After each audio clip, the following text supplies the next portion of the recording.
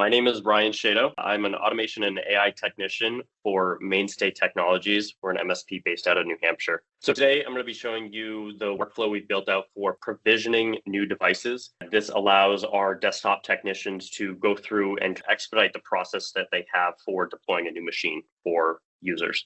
So this is the start of the workflow. We start by pulling in all the input data from the form. I'll show that in a minute.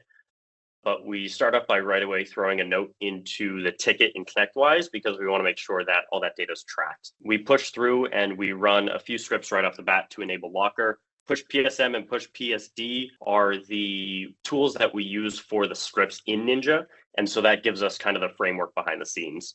We do a quick check to make sure that was pushed. And then we run straight into our run scripts, which that hits all the scripts that the desktop team need to have installed on that machine.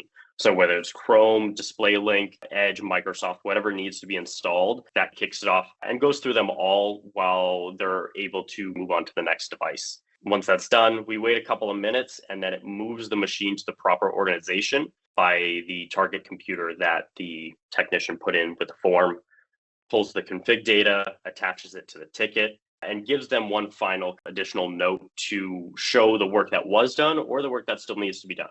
So sometimes in the event something fails here, want to make sure that gets notated. And so it sends the final actions taken, which is where we build out what was done in the workflow, what might not have succeeded properly, and adds that all to the ticket. And so this is the form. They'll visit the website, fill out all the data, and go through and select what information they need. The full back end of the form has a little bit more data where we're pulling different scripts, different workflows to determine what information they're presented with, whether it's different applications they can install, things like that.